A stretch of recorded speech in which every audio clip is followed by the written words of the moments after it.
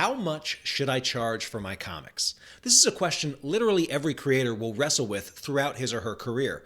And whether we're talking about a Kickstarter launch or attending a comic book convention, or when it comes to putting a price on a book that you'll sell through Diamond into the direct market, pricing your book is a big decision and not as straightforward as it may seem. While conventional wisdom suggests that the going rate for most single-issue comic books sold is around $4 US, the reality is it's possible to sell comics for a lot more than that. And so in this video, I'm going to share with you 8 strategies that will allow you to charge way more than $4 or $5 for your single-issue comics.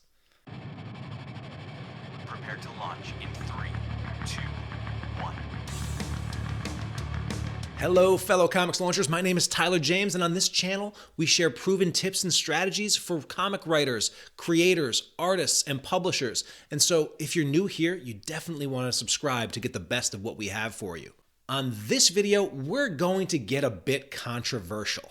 We're going to talk about comic book pricing, and anytime this issue comes up in the forums that I frequent, lots of strong opinions emerge. I've heard some independent creators and some fans argue that under no circumstance should anyone ever sell a single-issue comic book for more than $4, and even $4 they say is too much money. And it doesn't matter to those people that it may even cost that creator $3.50 or so to print that comic up. They are very adamant that $4 is the absolute top of what you should be charging. And to be perfectly honest, I once fell for that line of thinking myself. During my first few comic conventions, I priced my comics at $2.99, which was the exact same price that most of the comics I was buying at my local comic shop were charging. Now, I priced it at that price point, never minding the fact that with the small print run sizes I was doing and after shipping costs, it was costing me about $2.94 to print each issue. Yup, every single sale netted me one shiny nickel in profit. Now, the con I was attending was small and only cost me $25 for the table, but that still meant I'd need to sell at least 500 copies of my comic book to break even that day. Or in other words, every single person who walked through the door would have had to buy 2 copies from me, except of course I didn't even have 500 copies of my book to sell.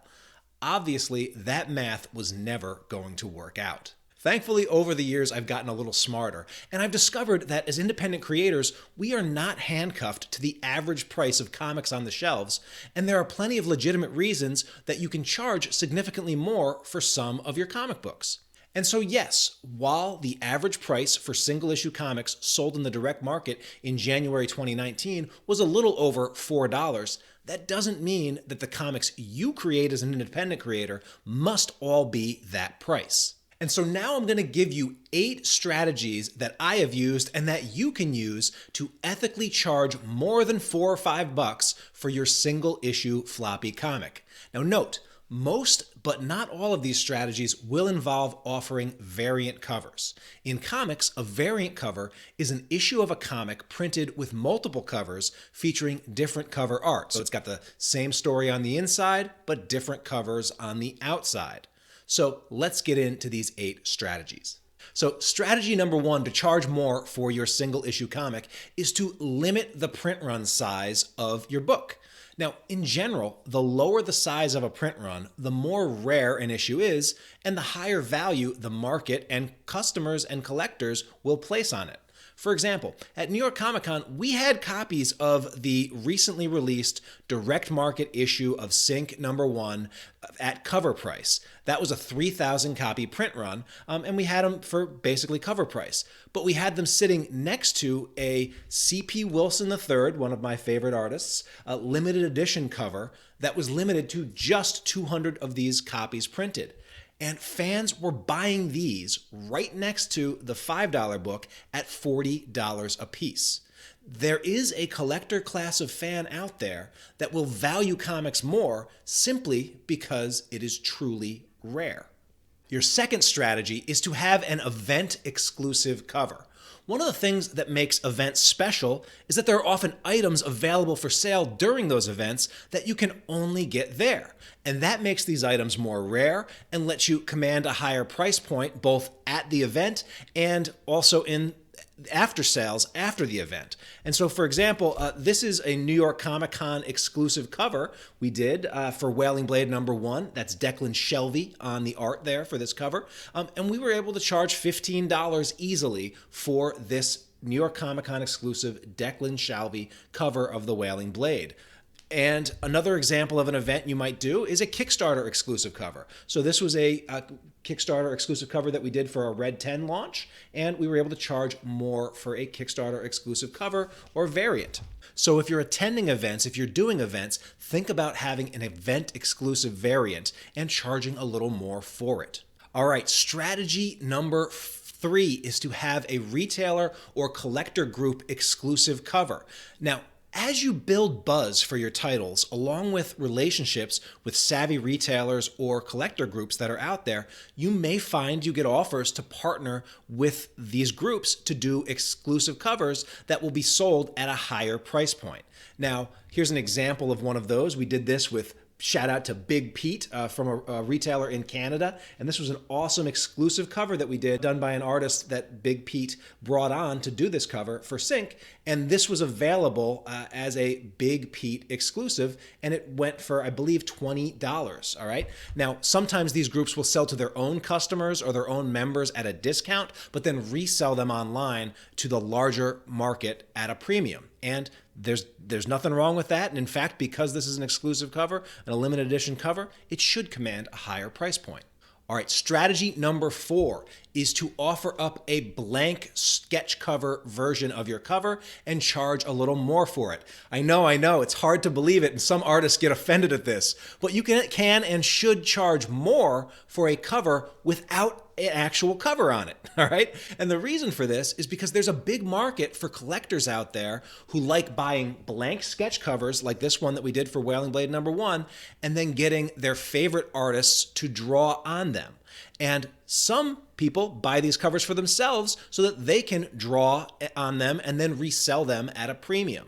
And so if our standard edition cover is $4 to $5, I'll usually charge $10 to $15 for a blank sketch cover. However, the real premium is strategy number 5, and that's where you offer an artist edition sketch cover to your customers at a premium. All right. I love this product because it's the best of both worlds. On the front cover here, you have an awesome original sketch drawn by Alex Cormack, but inside you've got the full issue of the book. And so these are outstanding convention items because you're serving people that both want the story, but they also want a piece of original art and a one-of-a-kind item that only they can have. And you might be able to charge anywhere from $50 to $300 or more for artist edition sketch covers, depending upon the demand for your art. Now, a bonus pro tip when you're making these blank sketch covers is that you're going to want to actually have the back of them blank as well, so that you can offer an easy upsell to extend your drawing for extra money. You might be able to get double what people would pay for a front page to go double page spread, and that allows you to make more money on these sketch covers. Definitely consider doing that when you're designing your book. All right, how we doing? Are you with me? Are you excited about these ideas? I hope so, because the next strategy is to offer up the signed edition.